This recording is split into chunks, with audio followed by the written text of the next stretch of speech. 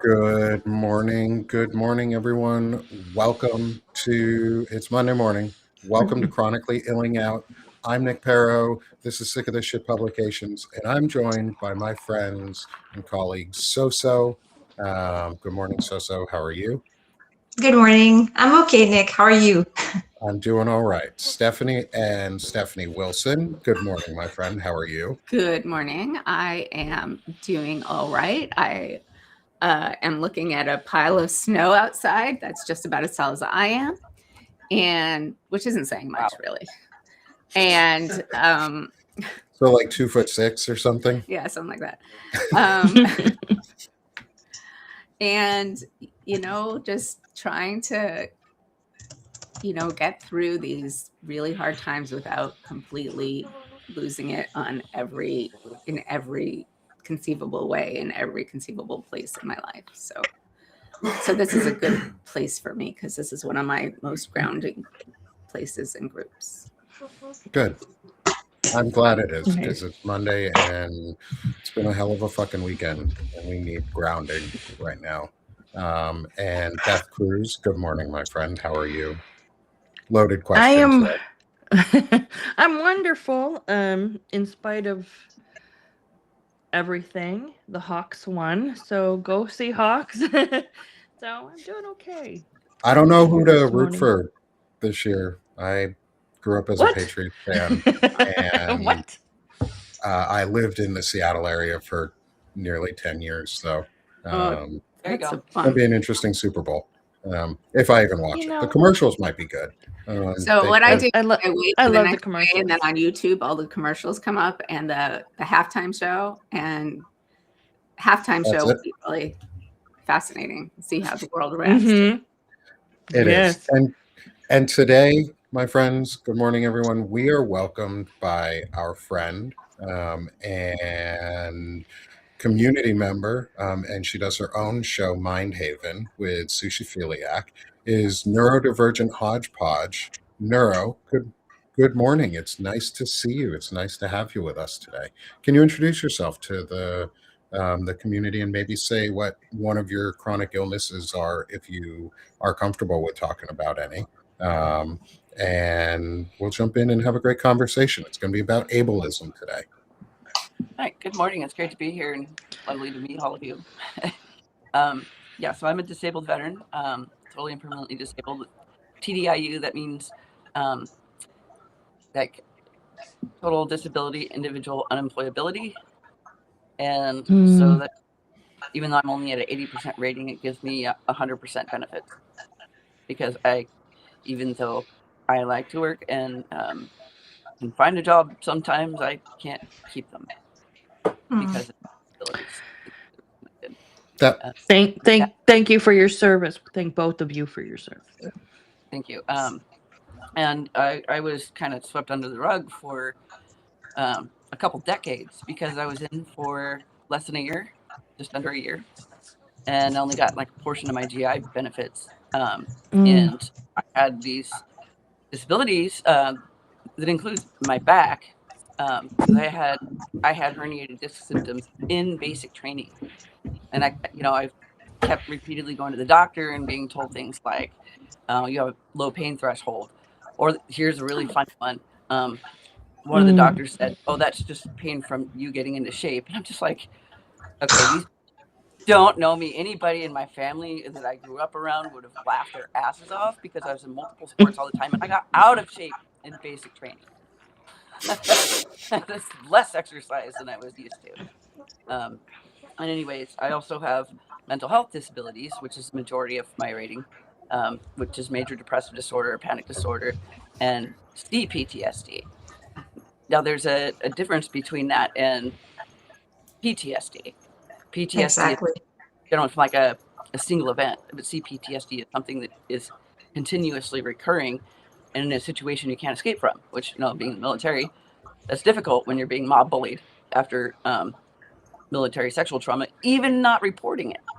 So, yeah, it's like, it was a real wake up call for me. Being in the military, I was real naive when I went in, and How old were you, Neuro, when you went in? How old were you? 18. Wow. Mm. You're still a teenager now. I mean, Yeah. The brain not even fully developed. And I went in fairly conservative and ever since started drifting left, ever since I got out. That is a common Wow. that I'm going to Wow. say this, and this is a minority opinion for some people.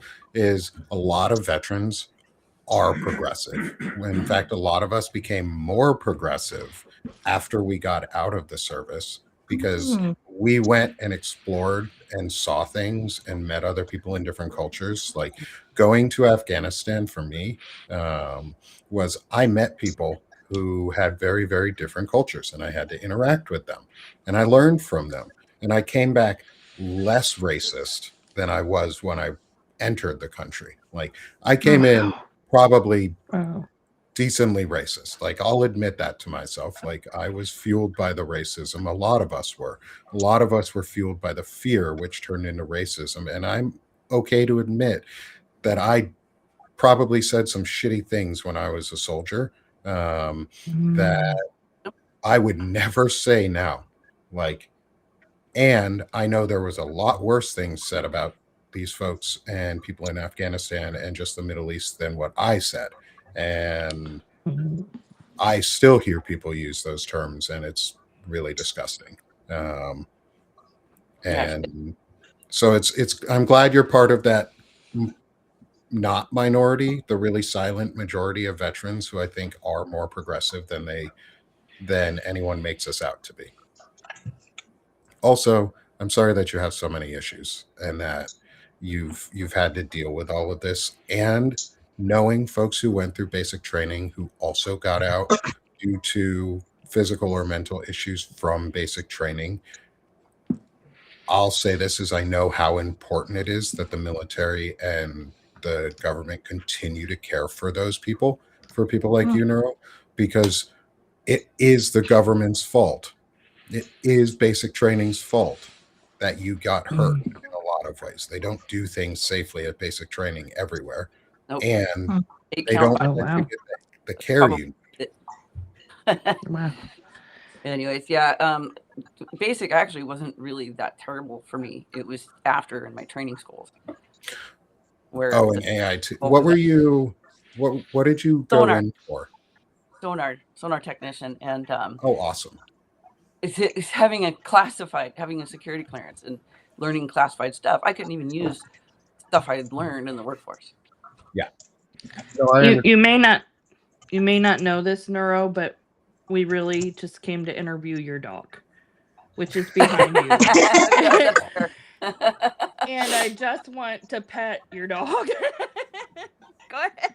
Funny, when I watch the live streams, if it's new faces, he's not that into it. But when he sees like Nick or Shane, a lot of the times, especially if I'm on my phone and sitting in the chair, he'll come up and he'll like nose the phone and wag his tail. Oh, I love that. Repeat faces. Oh.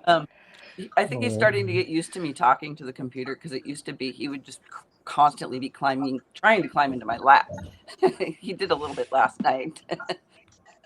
That makes me Precious. so happy. Yeah. It makes me so happy.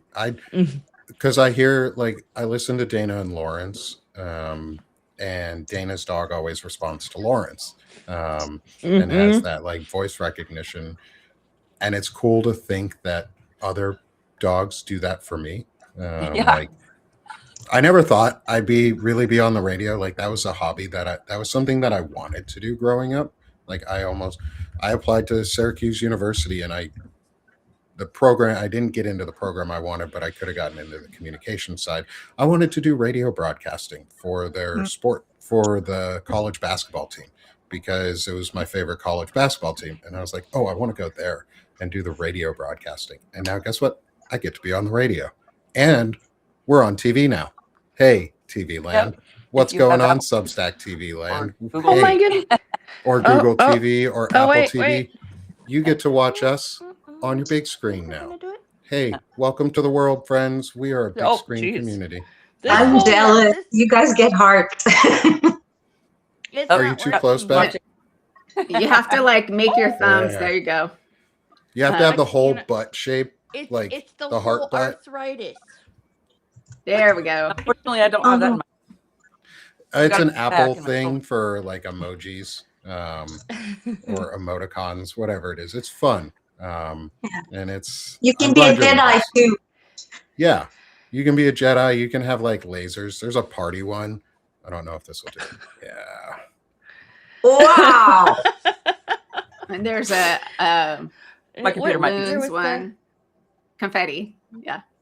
This is That's not a restream thing. This is our Apple. These are MacBooks that do this. So if you have Oh, do you? Oh, Yeah. on your top browser on the top, the little camera will do this. Little tech nerd out for a second. There should be a Fiona, little camera icon on the top of go to your my DM. I see it. click on that, and if you click the microscope next to the word reactions so that it is green, it will turn on reactions for you. Portrait. Oh. So if you click I just know the that little icon, feeling. not the word, because the word actually brings down a drop down, or you can click on the whole thing, but it Do you know it? there you go. All right. Sorry, There we go. so A little bit of tech support Awesome. for everybody. Yeah, Courtney, it wouldn't be a me show without a little bit of tech support of some sort. So Yeah. hopefully everybody gets something out of that. If you have a MacBook and you want to turn on your reactions, that's how you do it. And you can have fun. And it gets like Fine. weird when you try and like count with your fingers if you're very handsy when you talk, because then you get reactions that don't fit what you're saying. I'm Like I'll be jealous. saying I'll be saying something and like counting on my fingers and it'll celebrate, and I'm like, ooh, that was not a celebration. I'm Yeah, reversed. Why can I not? Oh, Ooh, No, that reminds no, me of not now. semiotics.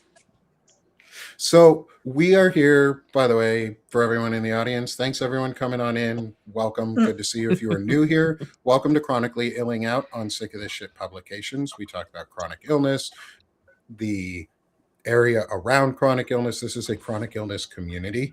We talk about ourselves. We talk about how we care for each other, how we care for ourselves. This is not a psychologist community. I will be very blunt. We are not psychologists. Nobody here is giving mental health advice. We're giving wellness thoughts and mindfulness advice. I'm going to make that really clear just so that we don't have any, because there are a lot of folks who come in and a lot of folks who watch our shows. And I just want everybody to be welcome here. This is a community where I want people welcome. Again, be nice in the chats. I will ban people. I do the blockity block if you do some fuckhead things. So please don't do that. We protect our space well, and we protect our health because everybody needs a space that is protected for their mental health. And so to the 215 of you who are in with us on Substack right now, to the other person who's watching on either Twitch or YouTube, thank you. Wow. Thank you for being part of our space. Thank you. Like, it is important to have this space for all of us. So with that said, we're going to be talking about linguistic ableism and word choices and how we approach our own illnesses today and how we approach chronic discussions. And so let's frame our discussion on that. And Neuro, you brought it up a little bit last week about linguistic ableism. And I wanted to get your thoughts on it before we go into all of our opinions on what you see linguistic ableism being, and how you see us using our spaces to help break through and break our own ableist mindsets without like feeling bad about ourselves, without demeaning ourselves or hurting ourselves or beating ourselves up for it in the process. Okay. First, I want to have a disclaimer. I'm not a linguist. My master's degree is linguistics informed, but I was a ESL teacher, basically. The name of my degree, the program is a mouthful, but you can look it up later. It's TESOL. Anyway, so my frameworks come from more of having like immigrants and people of color as students. And so it's more anti-racist in my training, but disability is something that I've been, researching and studying into on my own outside of academia. So I just want to make sure that everyone knows that my frameworks on disability is not academic informed necessarily. And I think that's okay. I think one of the things I really like about the space that we built before anybody asks any questions or gets into it is none of us are really academically informed on the topics that we are focusing in right now. We're real world informed, we're lived informed. And I think that adds an important layer that academia sometimes leaves out, and we can approach it from our human side. And so we're better humaning with each other. And I think part of understanding ableism, especially ableism in illness for ourselves based on our own experiences, is just as important as academic saying, hey, use these words instead of these because they're more important or they're less harmful. But we can go, well, that's not true, or yes, that is true, because there are words that academics see as really ableist and those in disability communities don't. Like those who are certain things sometimes don't see the same as those who want to try and be too nice about it. Like, okay, I have a story that matches with this too concerning a student. But when we say things like fall on deaf ears, that's a bit ableist for the deaf community. It kind of implies that deaf people are incapable of understanding things or has something to do with their behavior, and that's not it. When you could just say it's ignored. So I had a hard of hearing student from Vietnam, and he was retirement age.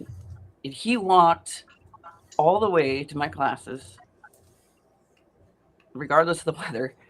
And but the first couple weeks I had him, I couldn't understand him. He was speaking to me at like a regular speech rate that we all speak as native speakers. But I didn't realize that he was deleting consonants and consonant clusters because he couldn't hear them. So he was in a lot of ways self-taught because he taught himself stress patterns by reading the dictionary. And after a couple of weeks, I did finally understand him and realized his language level was well above my class. My class was, late beginner at the highest. And he was definitely at least mid-intermediate. And what is going on with this guy? So I took a teaching pronunciation course, and different professors helped me. One was a phonology, one was a speech pathology, another one was also in phonology, and they helped me put together a packet so that I could tutor him on the side, and it worked.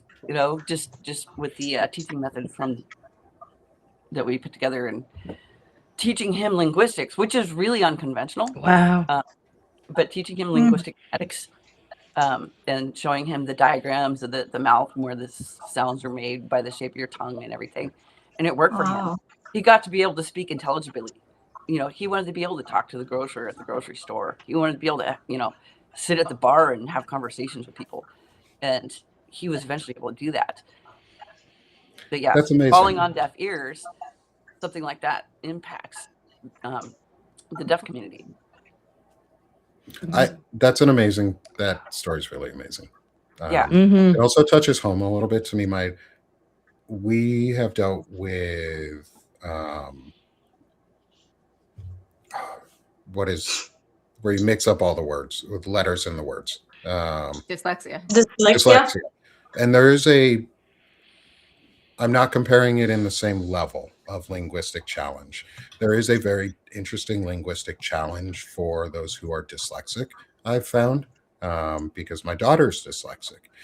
And I had to go through a similar process of teaching her how to sound out certain letters more aggressively than she normally would. Like, we spent one time, and she hated me. She didn't hate me. She laughed at me for a while. And then she was really upset that I kept doing it to her.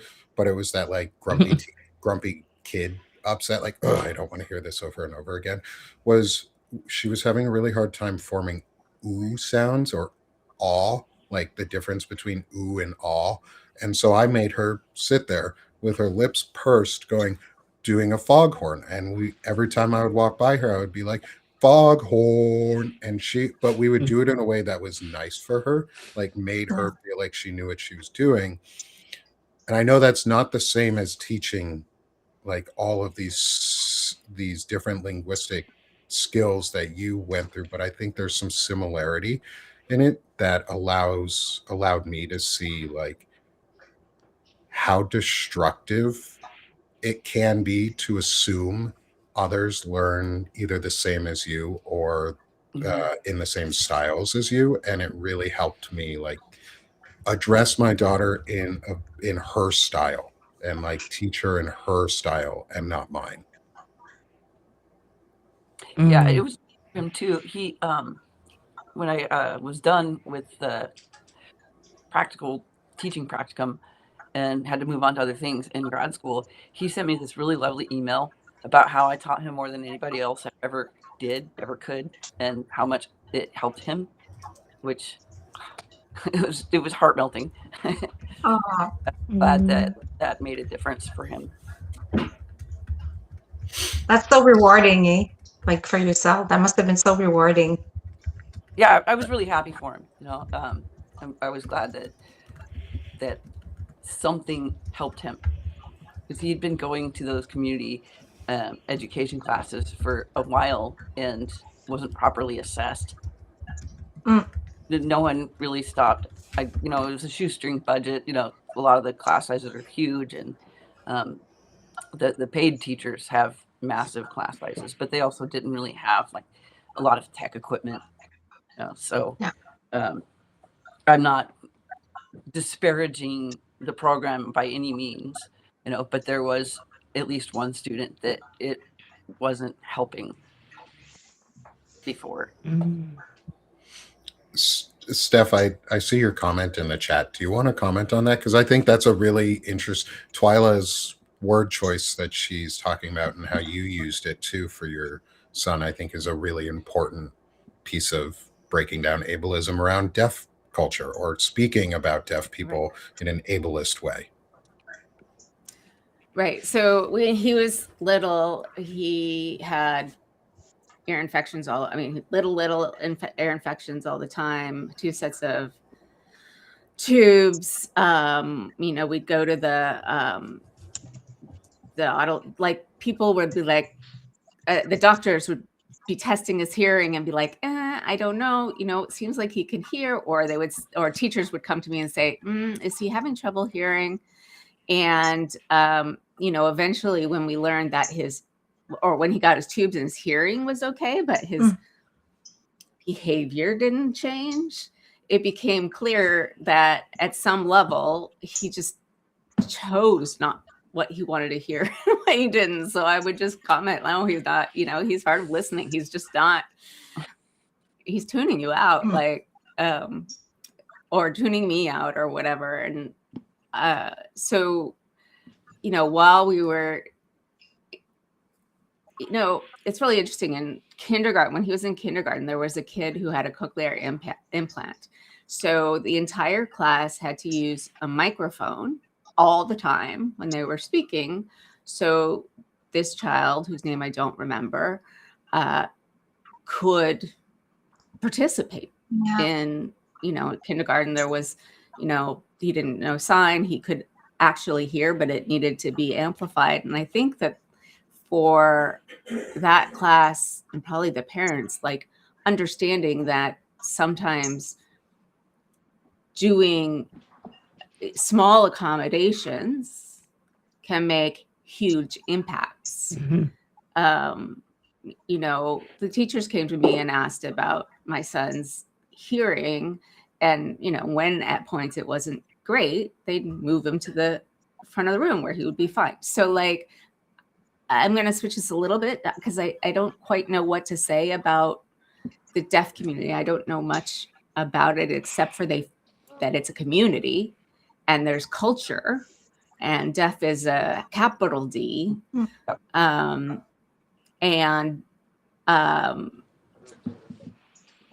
but you know, I guess my thought would be that, you know, if you're deaf with a capital D and totally, you know, enmeshed in deaf culture, you don't see not being able to hear as a lack, because it's something that you never had. So Right.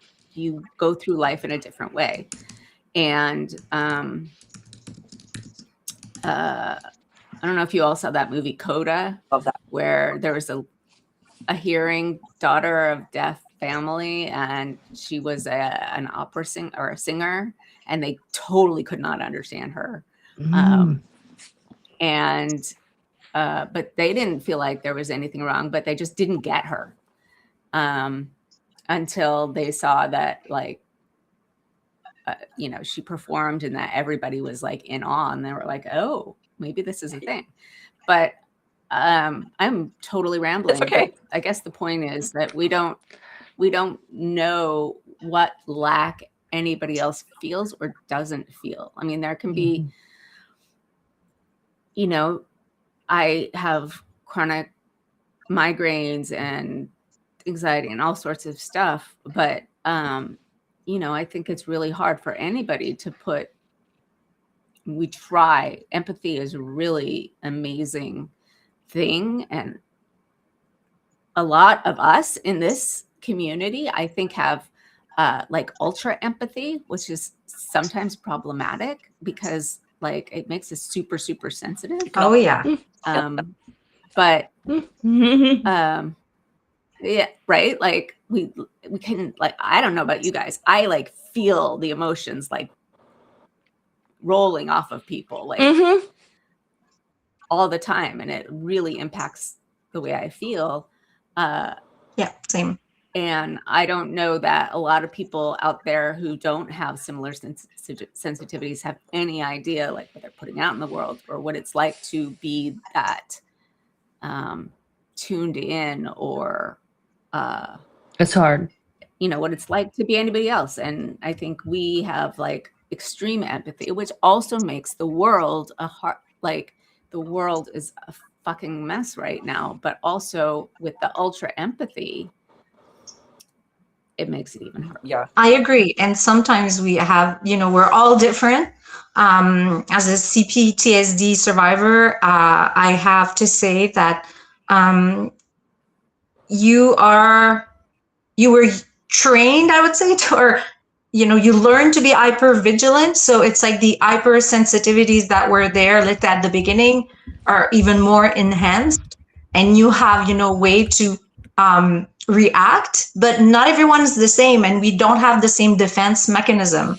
You know, some people will just flee, some people will fight, some people will just freeze, other people will fawn. And I've learned this in an awesome book by Peter Walker called is it Pete Walker? Anyways, from PTSD. No, that's another one. Yes. Okay. But I think it's so important for us to acknowledge the way we react, but also to have empathy for others that don't react the same. Because some people will just like go fight. And, you know, and then other people will, well, I'll try to make it better. But then maybe your way that you're responding to the other person doesn't suit their needs. And at the same time, you know, it's creating a lot of tension.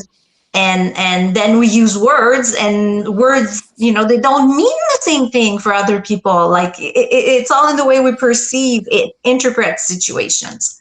So I think that, you know, when you're using words to describe situation, what it means for someone doesn't necessarily mean the same thing for another person. So that's also something to take into consideration when you're discussing, and when you're talking about disabilities where you have, you know, certain, I would say, I don't like restrictions, but challenges, then that adds it more to the complexity, you know.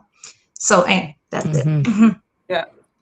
Something you said so really reminded me of, again, I bring my son up a lot. He's a freezer. Like, when he's in fight, flight, or freeze, when he's overwhelmed, he freezes. My daughter is the same as yours. My daughter is the same. Right? So we had so like there was a situation where he had to take notes, but he didn't have a notebook that was the right color that he wanted. But he didn't want to use another notebook. And so he was frozen for like an hour. I'm like, just write it down. It doesn't really matter. You can rewrite it some other time. And he was like frozen. Yeah. And I, like, what am I going to do? I thought I was going to do it this way, but that didn't work. So I can do it this way. But it took him a full hour to come to terms with what it was that he wanted to do. And for me, that was like a no-brainer. Like, one thing doesn't work, you try another. But for him, it was really, really hard. Yeah. And that was I can usually get him, but that was a time when I was like, what?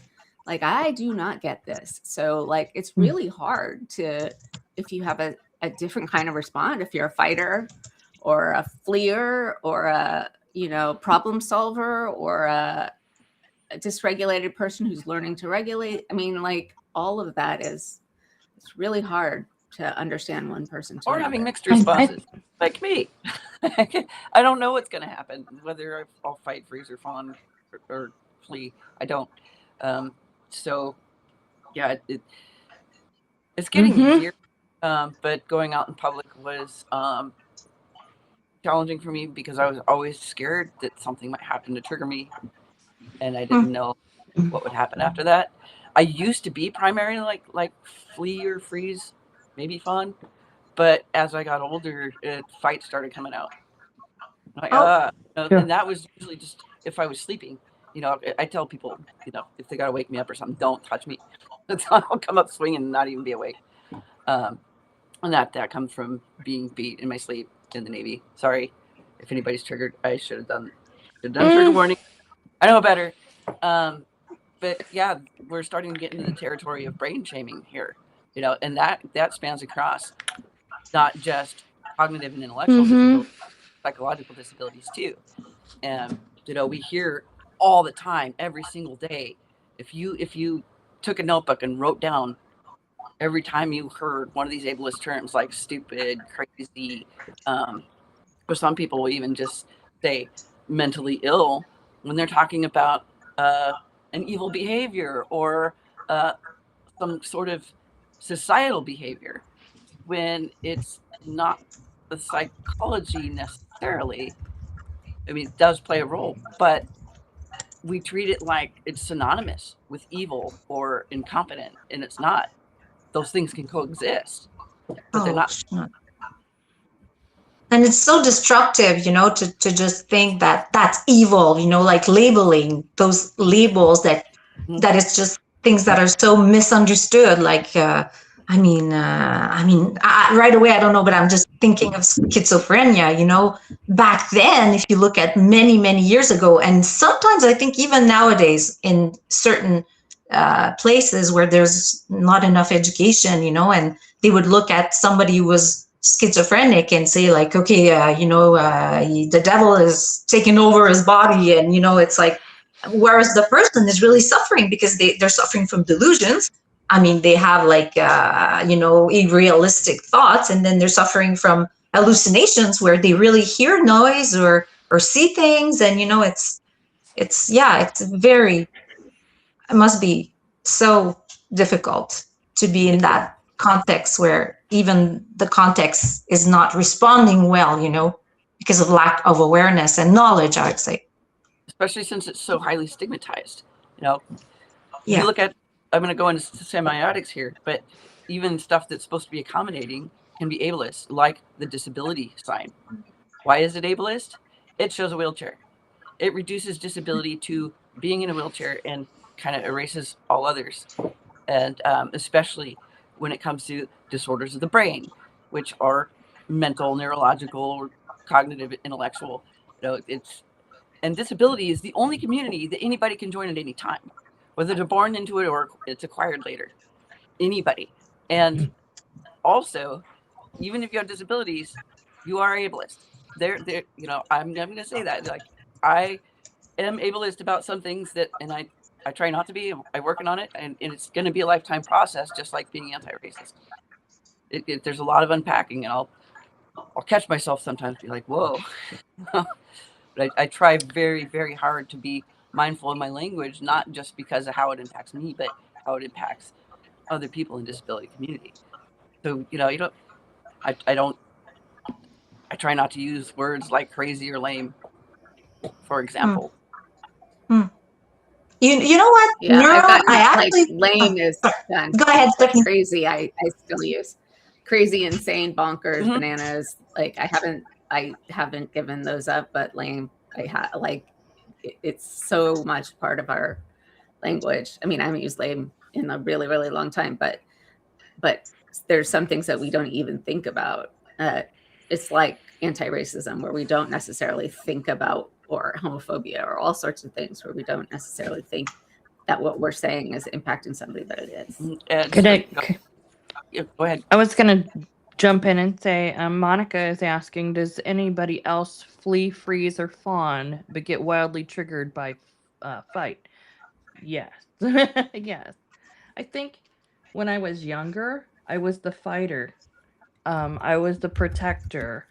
I was the one on the playground that people would come get if somebody was picking on somebody. And now I flee. It's at 57, I'm just like, no, I'm out. I can't even. And I just don't know if it's just where we're at with everything every day just being so awful in the news and everything, but I find it's at my age I'm more willing to run, which is strange. I just protecting the peace at all costs now, if that I makes get any sense. I think that makes a lot of sense. I think one of the things that we as a community of super sensitive people forget to do is turn off the new, like give ourselves the bubble that we need, Mhm. because if it's coming at us all the time, then like it's really hard to function. Mhm. Yep. It's Especially really draining. if you've been that go-to person, if you've been the one that's the caregiver, the take care of people, and burnout's a real thing. It's yeah, Absolutely. I've discovered that it is absolutely real. Yep. Yeah. And And you know, giving it ourselves, usually. Oh, sorry. Go ahead, Nick.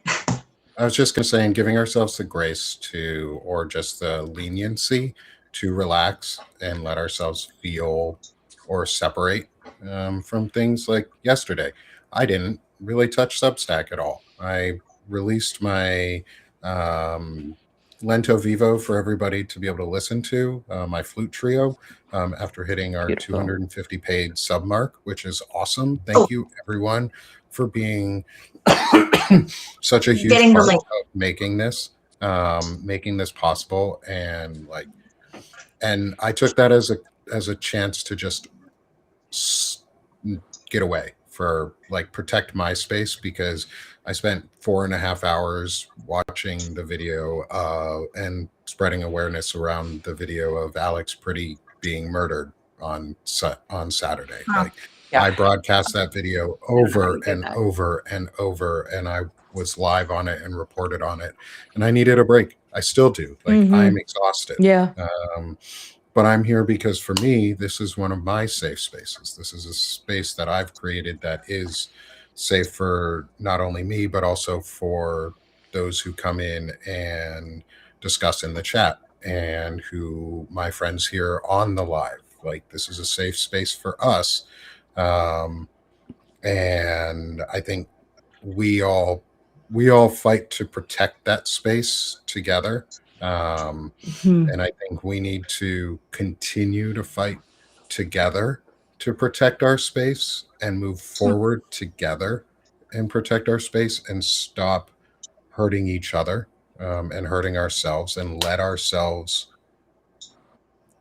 remember that we might be at fault for things, even if we don't realize it. And that's okay. Like I said in the chat, you didn't know before, now you do. Like Elizabeth Raven said, you're learning, now you know. And like I said, we are learning, we now know, so we now grow. So when we know the difference, like, I'm going to be conscious of using the word lame. Like, I'm not going to use that, as I'm going to make the conscious decision if I still have been using it. I don't even know if I do. But it's like the conscious decision when I discuss the weakness of men, and like I go after other men, because I can be a fighter, as calm and as soothing as my voice can be. When I get mad, I can, like, when I get really into an issue, I fight for it, and I fight for what I believe in, and that's why when I talk about the weakness of men and fragile masculinity, I refer to men by male body parts and not by female genitalia. I don't call men pussies. I call men testicles, penises. I do things like that because, one, it's kind of funny. Because how lame is it to be compared to a penis? Like, how lame? Lame. He said lame. Shit, I'm so sorry. No, I just wanted to call you on it and just like You're right. You're just right. make you You're right. aware I of didn't it. even hear it because it's so natural in linguistics. Is okay. How shitty is it to be called a penis? Like, how shitty is it to be called a taint or a testicle? Like, everybody knows those are weak. They're ugly. Whatever most people said across across history. Like, I've heard growing up and from women in college and from women as adults and other men is penises are ugly. Okay, so I'm going to compare Stephen Miller to a penis. Why would I compare Stephen Miller to something that gives birth to somebody that can take a pounding and get back up? Like, I didn't want to mention him, but I was actually thinking about him like Dighead, you know. he does. And If he did the tonsure haircut rather than being bald, he would look like an uncircumcised penis. Like, sorry, facts are facts, dude. Like, you're just a walking penis. Just bringing truth today. Just bringing truths, dropping knowledge. And thank you, Steph, for calling me on the word lame. I think it's really important because I said I was going to listen to it, and then I went and I just didn't even hear myself. It's so integrated, and that's what language is a behavior, but it's also, it becomes habit. You say a lot of things without really having to give it any thought until somebody points it out. But thanks to Nick, my dog Bentley was called a testicle when he took my chair the other day.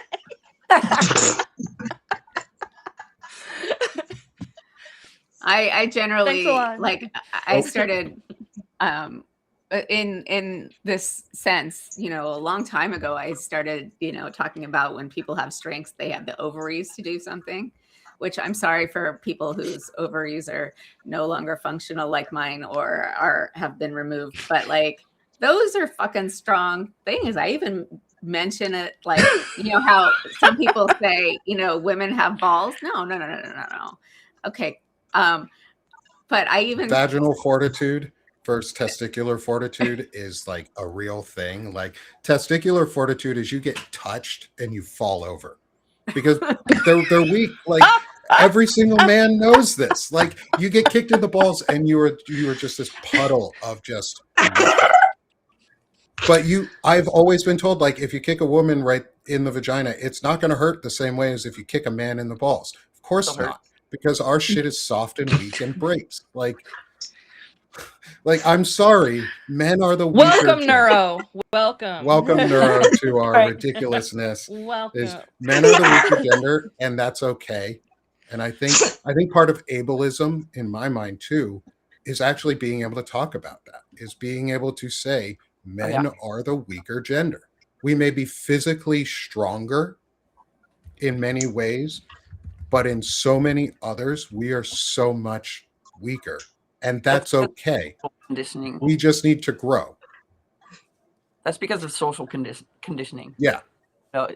Especially millennial and older, is we were all brought up that boys were limited to certain emotions that were acceptable. I'm sorry, the chat is going wild, so I'm just being distracted. Sorry. Good to laugh. Oh my goodness. And I know my mom's in the chat too, so this is even more fun. Like, I love being able to do this and realize that, like, grow what? Well, you ain't gonna grow the thing that just got kicked. So we learned to grow language. I think one of those things too is like what you were just saying. Sorry to interrupt. Was the like it's important that we discuss this too in a way that it's not derogatory about men. I'm not saying being the weaker gender is a bad thing. I'm saying we're the weaker gender because, just like you said, we've been conditioned not to speak about our emotions, not to be in touch with ourselves or care about ourselves or care about anything outside of just what we define as masculinity. Like, we have this narrow definition that men have to fit in or they're not masculine. And then we ableize, or we use ableist language for masculinity and the patriarchy to defame everybody else. And I think it's okay that we admit that we have some space to grow in those areas, and we need to do it on purpose. I think we should take a moment to thank Nick's mom Yeah, for bringing everybody in the for chat is bringing a saying thank good you. human. Thank you. Thank for my bringing dad, a good too. Human. My I'm not dad a- is a Thanks, Dad. huge part of it. It is true Not that in the chat. Oh yeah, he was it's there, the right? it's the male Y chromosome that, or yeah, it's the Y chromosome that decides, like, remember in the past they thought it was the woman's fault because they wouldn't get a son, right? But it was actually the male anyways cell that would, or was it, yeah, that would determine if it was going to be a boy or a girl. So yeah, thank you, Nick's dad, as well. Can I just call out that we're considering gender a binary here? Thank you. And it's not. Oh, Yeah. So thank you. um, Thank you.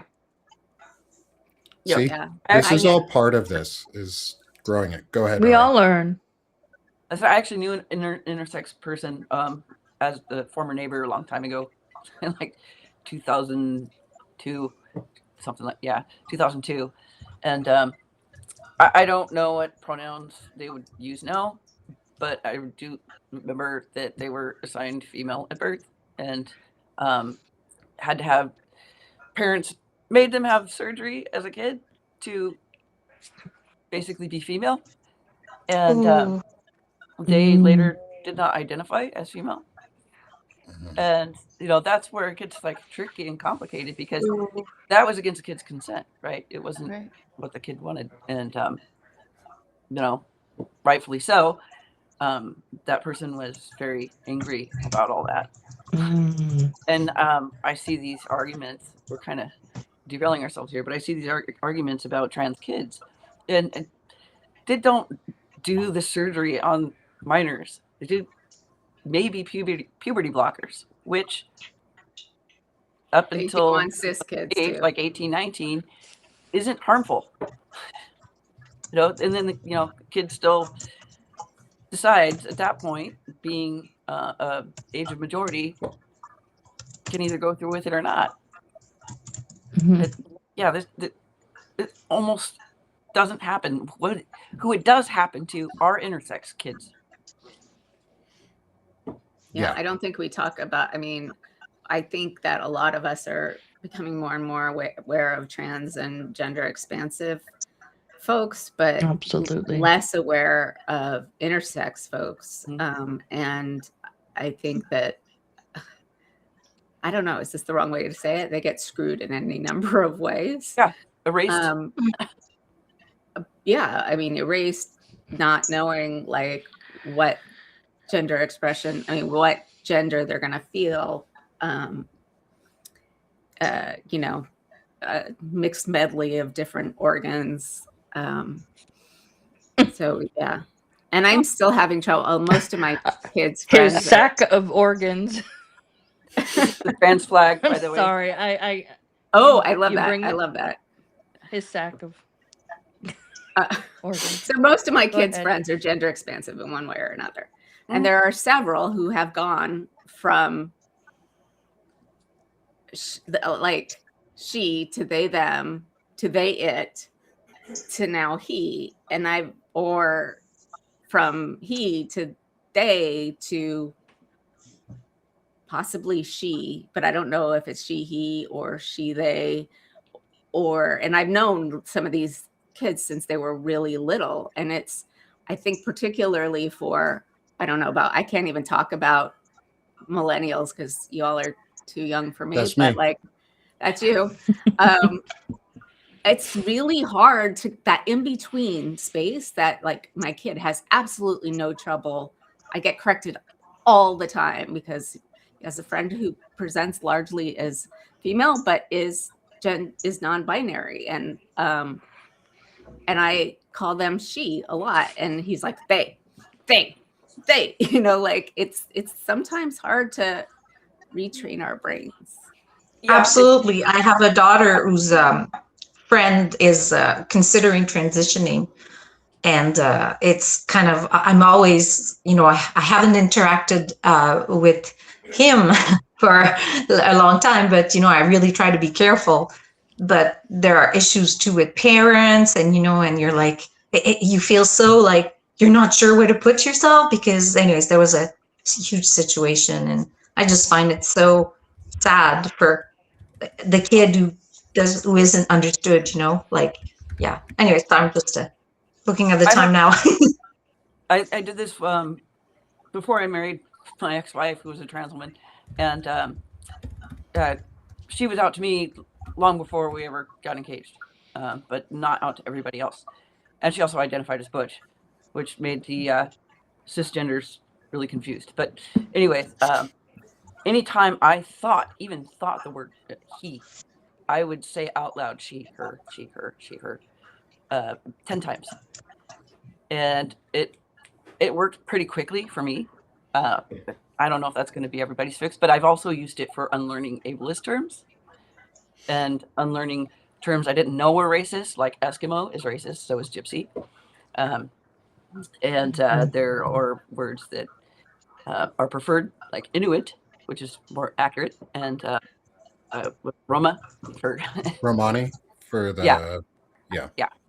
Anyway, Yeah, so I've learned a lot about that. loud 10 difference. times, if even just thinking the word. And it's like it's a habit. It's a habit you have to change it into another habit. That's a really good point. No, thank you for saying that. Mhm. 'Cause Yeah. Yes. a lot of us have trouble with that, especially And if we're some way neurodivergent. Like retraining that brain is like Yeah, sometimes hard. Yes. I have to be very Mhm. explicit myself. So Yeah, and I think holding Yeah. ourselves accountable on the way we use or learn the words and how we I guess I approach it from the millennial view of I don't care. What not in the way of I don't care about you. It's I don't care what you choose to be as long as you are you. Mm. I don't care Yeah. because it doesn't impact me negatively in any way. It's not my life. It's not my choices. And if I can learn, if you can say my pronouns, if you can go from I've gone from Nick to Sergeant Paro to Sergeant to Not asshole true that. to other things to just Paro to Mr. Paro. Like if you can say Mr. Paro, which still feels weird to me That's your dad, when right? kids say that, because that was my dad. Is if I can learn, if kids can learn to say those things, or if I can learn to call somebody Miss or Mrs. or Mr. or change to use the correct like honorary title for them, I think I can use the right pronoun for them. And like I found that I default to they them for most people until I know otherwise, because it's like that's the general to me it's either it's a general conversation, like if I don't know who you are, they were going somewhere, we were doing this, like I will just remove the gendered term any unless I'm corrected, and I don't know if that's the right thing to do. I just to me it feels more natural to just approach it from I don't know who you are, so I'm going to say they them, and you'll probably end up correcting me anyway. Doesn't matter if you're conservative, doesn't matter if you're progressive, doesn't matter anywhere, because everybody's going to correct you at some point once to say, hey, I prefer this, or I like being called this. Like when people meet me, if they say Nicholas, my first response is, I like being called Nick. That's not the name I prefer. Okay, well, if people can call me by a nickname, I can use your correct pronouns, and I don't have to I don't beat myself up. Is I think the point of it all is I don't beat myself up if I'm wrong. I let myself learn from it, and then I try not to make the same mistake, even though it can be really hard. Mhm. That's one of the most awesome things about life is learning things. You know, if we're not actively learning, are we even living? Yeah, Right. and Right. and with that, Beth, before you, I'm going to cut you off because we're going to hear your voice here in a second anyway. I know. Is we're nearing the top of the hour, and we have this amazing meditation to end our show with that we always do. And so, everybody, let's take a couple moments and watch and listen to today's meditation as we dive in for a little bit of time for life for today. Dive in. So Oh. I'm going to switch us over. Let's see if we can do it. We got almost all of us with hearts except so. Okay, because you don't have a MacBook. Yeah. Well, anyway, as we go, thanks everyone for Sorry, being with Dustin. us. Really enjoyed all the conversation. you. Thank you for the lovely chats and comments, everyone. Yeah. Thank you, Neuro, for being with you, us. Neuro. We will switch Yeah, thanks a over on lot. the flip side to make sure that everybody gets a chance to sell themselves. This will also give me a time to make sure I've got Neuro's QR code all set up. So thank you, everybody, for being with us today, and enjoy our meditation for the day as we dive in for some time for life.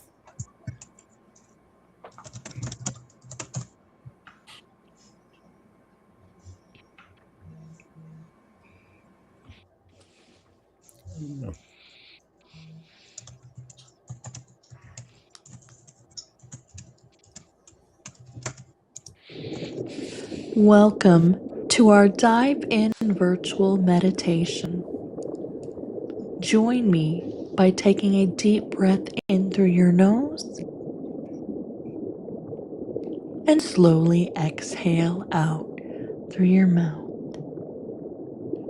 Take another deep breath in through your nose and slowly exhale out. One more deep breath in and slowly exhale out. Imagine that you are swimming underwater alongside vibrant marine life, including fish, giant clams, and all shades of coral growing along the ocean floor. You move through the water effortlessly, your weight supported by the water around you. Relax in the beauty. If you are carrying any stress or tension in your body, allow it to dissolve in the water. Let the gentle current carry it far away from you as each breath causes you to relax further into this ocean journey. Allow the water to bring calm as you move freely and safely in this beautiful and tranquil environment. Your breathing is calm and rhythmic as you slowly make your way through the water. Give yourself permission to relax in this moment, to simply breathe and be.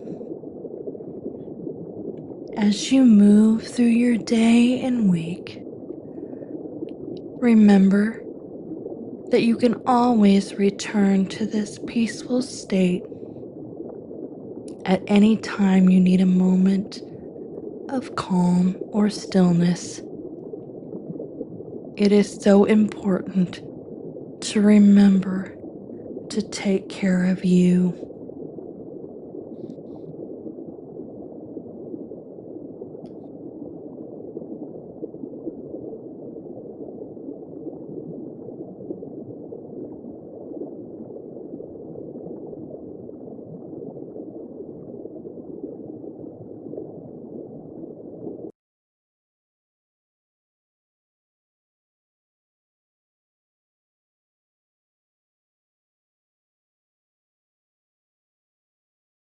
as I get us back in here, we've lost Beth for a moment. I'm going to unmute all of us. And I'm going to mute that. Welcome back, everyone. We are in so many weird spots. Oh, no, I ran to the bathroom. Oh, that was fast. I'm going to move us around for a second. Okay. So this is the... Oh, we have a repeat going in the background. Oh, Does everybody have their other? Oh, Now sorry. we should be all good. Sorry. Now we are back. Thank you, everybody, for being with us. Thank you for joining us today. Thank you for joining us, Neuro. It has been so much fun to have you with us today. I'm so glad you made it, and we're able to have this discussion. It's been really illuminating and has given me a lot to think about in really good ways. So Thanks for having me anyone on. who's not subscribed to NeuroDivergent Hodgepodge yet, please do go ahead and subscribe to her. Either hit the Byron in the top left corner if you're on Substack, or scan that QR code for us. So, Neuro, sell yourself a little bit on where people can find you and what you're doing here on Substack. I'm mostly on Substack.